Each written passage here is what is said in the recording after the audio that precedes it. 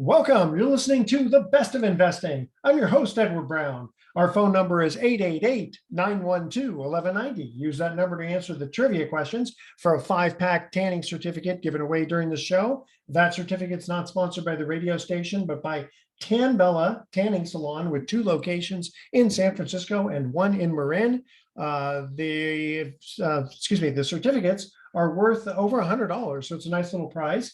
Today's trivia theme is animals. We'll see how much everybody knows about trivia questions regarding animals. Now, today I do have a special guest, Mike Tich of Home Room.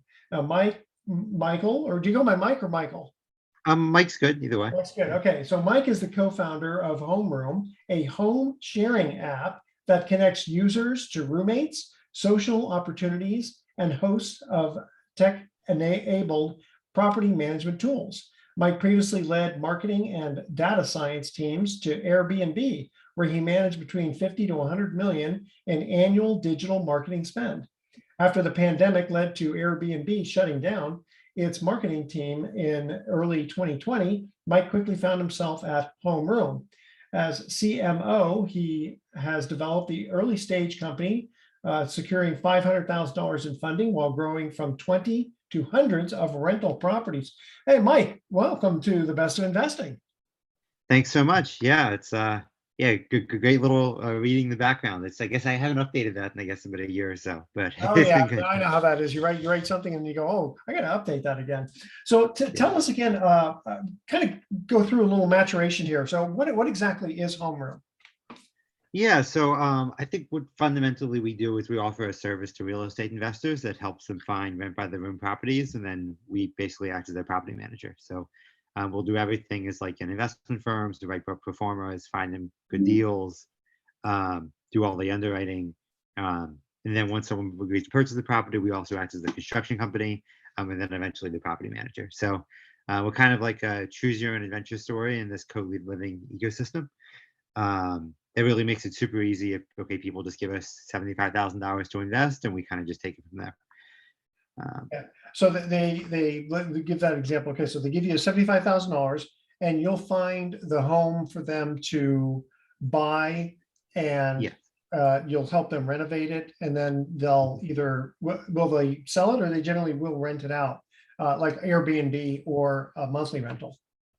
They generally rent it out with us as like monthly long-term rentals by the room. So that's kind of how we're a little bit differently there. So instead of taking a house where before construction it was renting for $2,000 a month, we'll split it up and then target it between anywhere from $3,000 to $4,000. So obviously you pay a little bit more upfront, you have to do more construction, but the gross rent can be quite a bit higher on the back end. So okay, and now it sounds like, if I'm not mistaken, rather than renting a house to a family, you're going to rent rooms within the house to different people. Exactly. Yeah. Gotcha. So we have an average. We have an average of about 6 per house. But yeah. Gotcha. Okay. Now, how does that work with the people not knowing each other? Yeah, I mean, one thing we found is most people you actually get along pretty well, right? So I mean, obviously there's some things that happen where like some people just really don't get along. Some people are just like incredibly crazy, right? We've had maybe 3,000 tenants, so it's like we've seen a lot. And yeah, it's a lot of it's just most of the time it works out pretty well, right? And people have good experiences. I live in San Francisco, right? So I personally lived in these type of living environments since I moved out here in like 2013, right? So before my wife and I bought a house, we were like, yes, we had groups of 5 or 6 friends that we didn't know each other that well.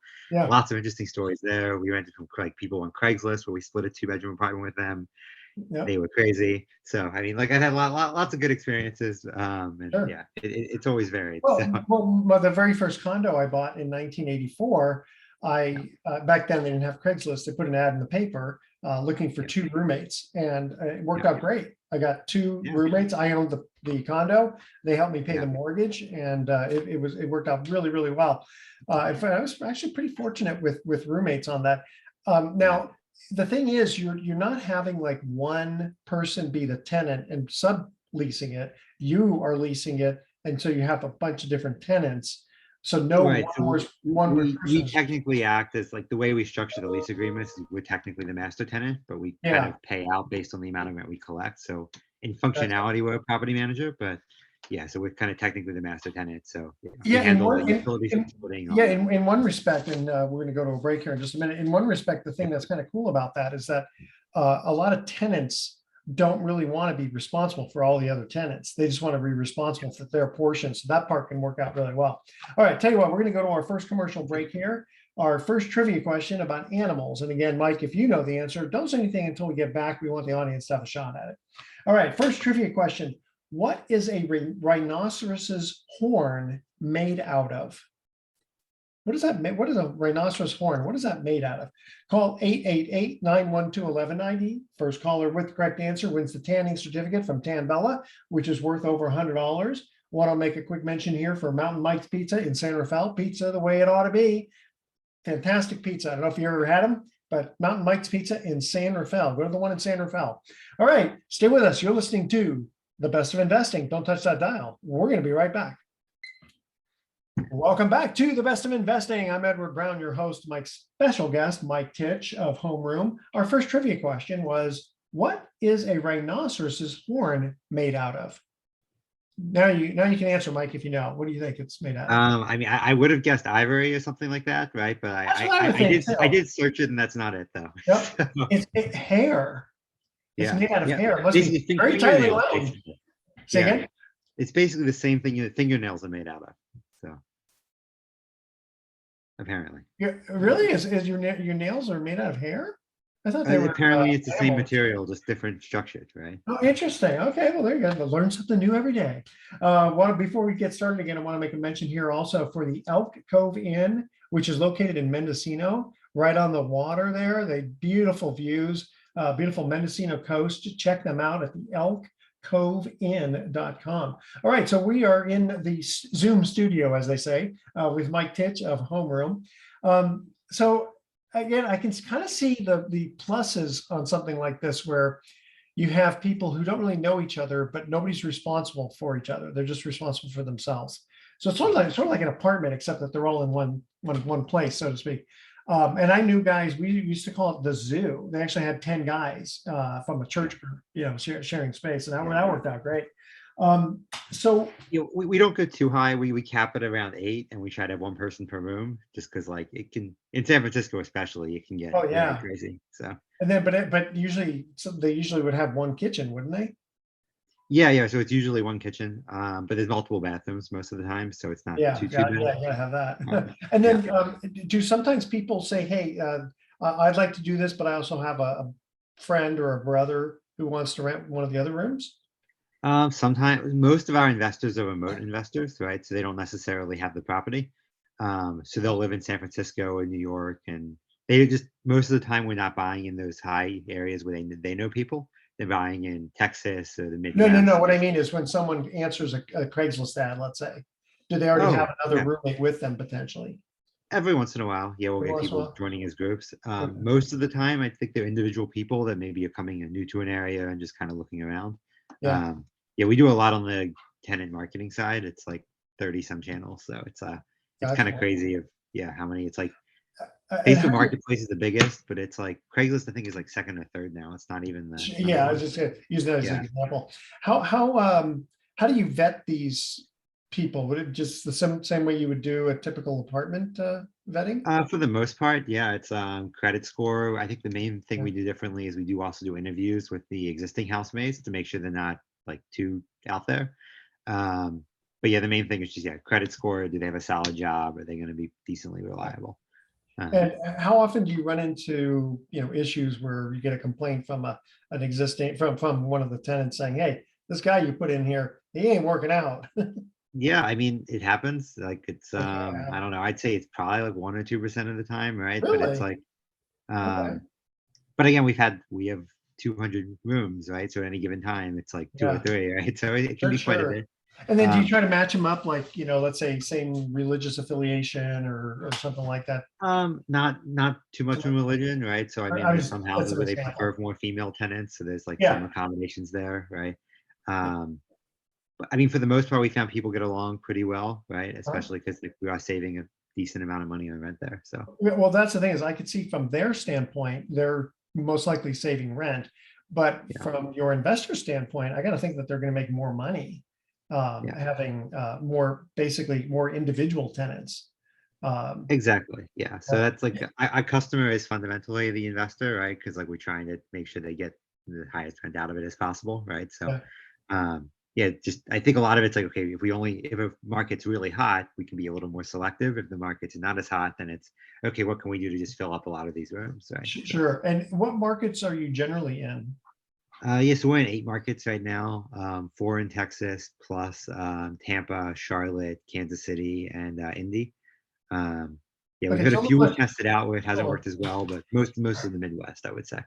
what's the Midwest? Okay, so now does 75,000 actually get the house, or are you participating with other investors? Yeah, so the 75K is basically just like down payment plus the construction work, Oh, right? So okay, generally the construction work is usually not financed. So it'll be about 50K down plus 25K ish in repairs. That's kind of the starting point. okay, In like a place like Indy. In Austin, it can be get a bit more, right? So there the houses are okay. like 400 or so. So then you're looking at about an 80,000 down payment plus construction's a little more there. So it's usually like low 100s. Now, it depends Um, on the construction. I mean, because sometimes, I mean, most of yep. these are not going to be plug and play. You're going to have to do probably some. That's why you're getting a decent deal on the properties, right? Yeah, every house is different, right? So a lot of these are 3 bedroom, 2 bedrooms, right? So you need to Yeah. do like a non-negligible amount of work there. And We with the we've had interest, houses that have been awful that we bought for like in a really hot area of Tampa for $200,000, and the investor put 150 grand in the work, and then we financed on the back end because it was all value add, right? So yeah, but they're usually they're the more getting work, the more you can pull out of it. and Yeah, they're getting conventional financing, right? Which is like yeah. 7 or 8% right now. Well, we'll talk about rates of return because I'm kind of curious as to the average I investor. mean, it obviously made it ridiculous. Like it was a huge no-brainer when interest rates were 4%, right? So Yeah, yeah, exactly. Yeah, but that also should hopefully affect the rental rate too. All right, we're going to go to our second commercial break here. A trivia question talking about animals here. Okay, besides elephants and rhinoceroses, back to the rhinoceroses again. What other animals are considered pachyderms? So besides elephants and rhinoceroses, what other animals are considered pachyderms? We're looking for one specific animal. Call 888-912-1190. First caller with correct answer wins that tanning certificate. Also want to make a mention here for Alcatraz Tours. Check them out. Best way to see the island of Alcatraz right off of San Francisco. And they're having a special deal. So check them out. Mention Best of Investing, and I believe you get a discount. That's alcatraztours.com. All right, stay with us. The Best of Investing. We'll be right back. Welcome back to the Best of Investing. Edward Brown here, along with my special guest, Mike Tich. Second trivia question. Besides elephants and rhinoceroses, what other animals are considered pachyderms? I did actually know this one. This was a hippo, I believe, That's right? right. Very good. You're getting at least 1 out of 3. That's excellent. And next question actually will be a little bit easier too, I think. All right. Also, want to make a mention here for the Tahoe Lakeshore Lodge. They have a couple of 100 feet of beachfront in Lake Tahoe. Beautiful property. I've had a number of people come back and tell me they love that property. Check them out at the Tahoe Lakeshore Lodge. Also make a mention here for Palio Restaurant, voted best San Francisco restaurant by San Franciscans. You can't get better than that. Palio, Palio restaurant in downtown San Francisco. All right, so Mike, we're talking about homeroom, which by the way, if people want to get a hold of you, before I forget, I want to make sure they can get a hold of you if they're interested in checking you out. How do they get a hold of you? Yeah, I mean, for me personally, I guess you can just find me on LinkedIn and just Google my name, I'll show up. If you want to reach out to the company, just lifthomeroom.com/invest, and then you can set up a call with either myself, Johnny, our CEO, or one of our investment analysts can help you out. So okay, so let's go through an example because I'd like to kind of understand this better. So mhm. give you put down 75,000 on a particular property. It's a 3 bedroom, 2 bath house. Needs $25,000 in repairs to get it ready for renting out. So there's 100,000. And then what would be the typical loan that one would have to get on that typical property, let's say? Yeah, so okay, yeah, maybe typical Heron would be the remaining, I guess, 150, right? Whatever the Okay. difference is. So obviously with the 8% interest rates, which is even a little higher if you're investing out of state, right? Yeah. It can get it's quite high.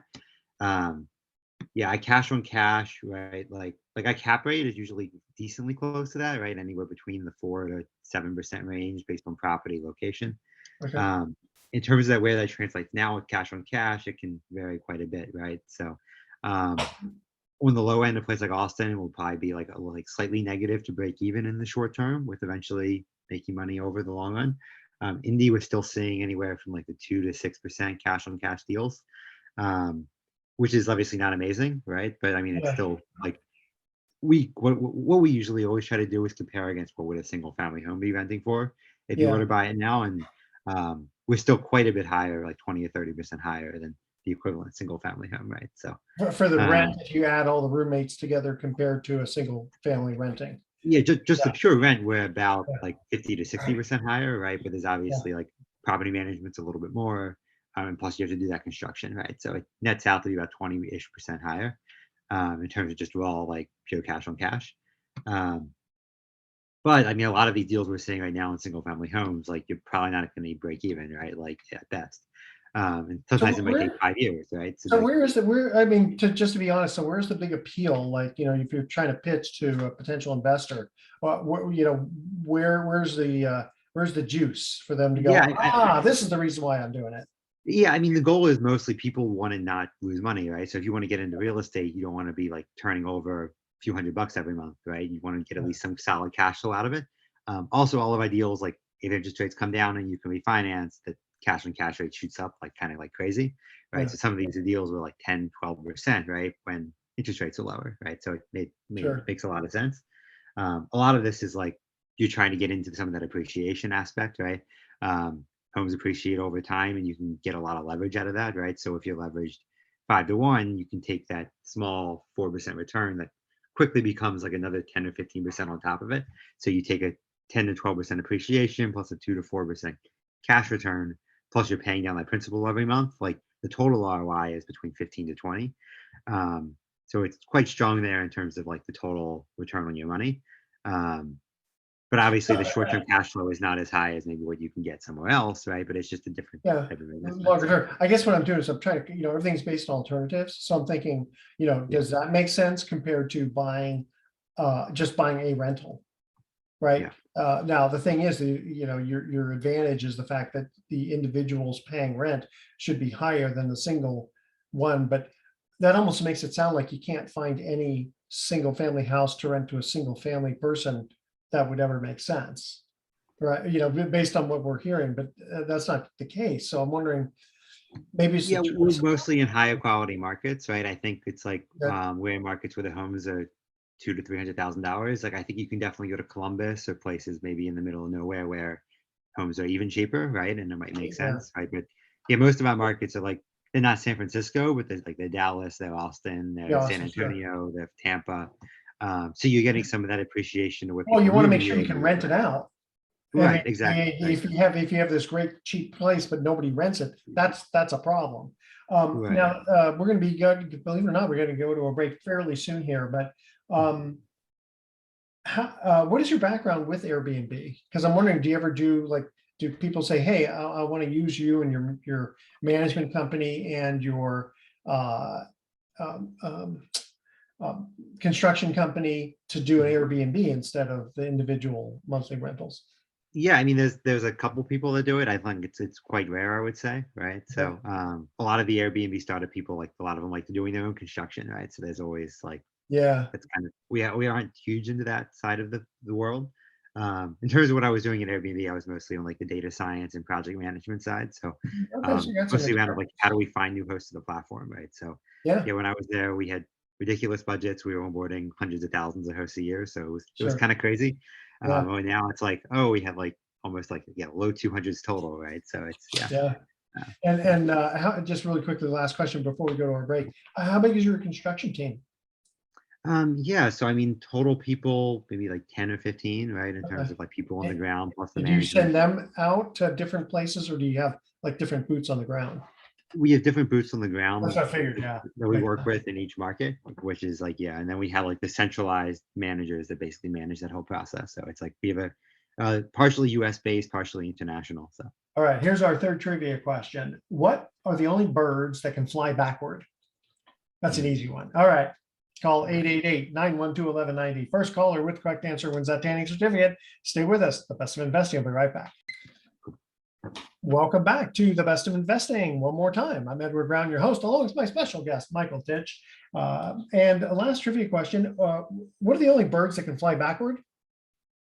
I didn't get this one, but it appears to be the hummingbird, and apparently they can fly Hummingbirds. upside down as well. So Oh, that's right. Yeah, you know what? I hardly ever see them fly upside down, but I do see them fly backwards once in a while. All right. So Michael from Homeroom, how did you get into the co-living space? yeah, I mean, so part of it was just I'd personally been in for a fair bit, right? So when I bought up my first rental property in the Bay Area, I guess like 6 years ago, I was like, this wasn't really making sense as a single family home. But it had this like little in-law unit in the back, and I was like, oh, I can put up like a wall down the middle of the in-law unit, and then the main house was actually already a 3B. Didn't make sense to do any construction there. So I was able to find this deal in the Bay Area, like grossing like 6 to 7%, which even after all the expenses, it basically breaks even on paper. But like in the Bay Area, that like now it's impossible, right? Now you're negative Yeah. 10%. Well, Right? some So like, people, I don't know if you're doing this, but some people pay like $500 a month to stay on someone's couch. yeah, I mean, each bedroom in my house there is like at 1,300 a month, right? So it's like Yeah. to 1,400, like, and homeroom is average is like 500, right? So it's Yeah. Well, yeah, it depends on the area. Sure. yeah. Yeah. The Bay Area is insane. Like the studios in the backyard, which is like half of a grand a unit, are like it's almost at 2,000 each right now, which is just like it's kind of Yeah. crazy. So Yes, I know. And you kind of wonder what's going on with San Francisco. It's kind of an odd market because a lot of people moved out, but then people are going to start having to come show up at work again, and hopefully yeah. the market. Are you seeing the market in San Francisco Yeah, I stable? mean, I'm down in San Jose to be honest, so I don't Oh, it's a little bit like you get a lot of people working with tech companies, right? So I yeah. always have like I've never like actually like I've had 0% occupant like vacancy in 6 years. So like Wow. I'm um I'm fairly good at self-managing it because like okay, someone wants to leave and then I like Yeah. put the listing up and then like literally I'll get it full like a week and a half later And when do they're they coming in. give you like a first last in security or a first in security? How do they? Yeah. So it's for my personal rentals, yeah, it's for like security deposit plus first month's rent to move in. So Okay. homeroom's And actually the same. There's some other fees with homeroom as well, but yeah, okay, pretty much. are they all month to month? No, I always do a year lease and then it converts Yes. to month after. Okay. Um, homeroom does some seasonal 3 to 6 month leases during the winter to push people to the summer, but Yeah. it's mostly 12 months. Gotcha. Okay. Now you had a question for me to ask you here about how can you automate financials and pricing for properties? I don't know when I put that in. I think I know. Wondering, well, this will be interesting. What does this mean? yeah, Okay. Well, we'll forget about that one. yeah. And then how should I mean, you? I do a lot of automating financial stuff of like I built this whole scraping model on top of like Redfin and the MLS. It like scrapes down the different listings and automatically writes performers and Maybe that's stuff what it's and like for. writes up that stuff. So Okay. I'm assuming that's what I'm referring to. I mean, I've switched to mostly in marketing, Okay. All right. but yeah. And then how should you list your properties to gain more exposure? Yeah, so I mean, one thing I know, well, for me personally, I just do Facebook Marketplace, right? Because like it's by far the biggest. It's Okay. Homer's biggest as well. It's like 30% of ours. If you're in smaller markets, you've got to go a little bit broader than that. So we list like pretty much everywhere: Zillow, Redfin, apartments.com, Craigslist. There's a long list. Roof's is pretty big too. So yeah, one Next thing is like door. yeah, next door, not really. We Not so don't much. not too much on it. It's more of an older demographic for us, right? So which Yeah. mostly on like the younger side. Um, but yeah, like personally, I just do Facebook Marketplace because like the Bay How Area is much so does that crazy. cost? It's free. Most all of our channels, we don't usually do paid channels there. I mean, Okay. Homer runs ads for the listings, but like Yeah. so we'll do Google ads and Facebook ads on Yeah. behalf of like the Gotcha. investors. But No, that's um, smart. I Okay. personally don't. But yeah, that's Okay. And then what? Last question for you. What are the external factors to consider when picking properties? yeah, I mean, I think like there's obviously a lot, right? So there's like crime in a given area can vary by street, especially in Yeah. a place like Kansas City. School districts matter a little bit more for long-term appreciation. Actually, doesn't affect our rents all that much. There's a bunch of things we notice that like don't affect it, right? So like everything from like I tested so much stuff of like how far away is the closest Walmart to like how many Yeah. Dollar Generals are nearby, and like all of it was like not Sure. really all that impactful. Um, yeah, the most important thing was just like yeah, income of the area, And then like, yeah, size of the house, and then just like the comps of what are apartments renting for in that area. And the model is like, it's about half the price of an apartment, right? Is kind of what we target, Yeah. plus or minus other factors based on how hot the area is. So, And is public transportation a big deal, or is that not such? I mean, most of our areas we buy houses with enough parking, so that's like the biggest one Yeah, for us yeah. as well. So we got to make sure there's at least like 6 to 7 street parking spots. Make sure it has a gym, a pool, and a sauna, right? Well, Especially in hey, Kansas City. No, I'm just yeah. kidding. I don't think I've seen any houses with saunas, but I mean, actually, yeah, we usually try to go with the ones that don't have really luxury amenities because, like, Yeah, it's more, yeah, hey, more uh, stuff to break. exactly, yeah. So, Yeah, um, and I mean, and pool, yeah, we could do you always we come could on? probably rent out the pool separately, but I don't think we have a single house with a pool just because it's like, Yeah, and then do they all come unfurnished? so yeah, common areas are furnished from the investor side, but the bedrooms are usually unfurnished. We do offer the ability to furnish it if the like tenant wants to throw us an extra $100 a month, All but then right, we'll just like buy furniture and then get rid of it when they're done. So I would say 98% is unfurnished. Uh, okay. What's the longest you've had someone stay? well, personally, I've had somebody that I think stayed for like 5 years at my own Oh, place, right? Um, I mean, her room is actually only about like 4 or 5 years old, and I think we've had yeah, people for around that amount of time in that's good. various properties. What's the Um, shortest? oh, I mean, we had people that never move in. So I would say like 5% of people sign a lease and then like give us a deposit and then just like never move in for whatever reason. Um, But it's what not happens? common. But, What happens to that deposit?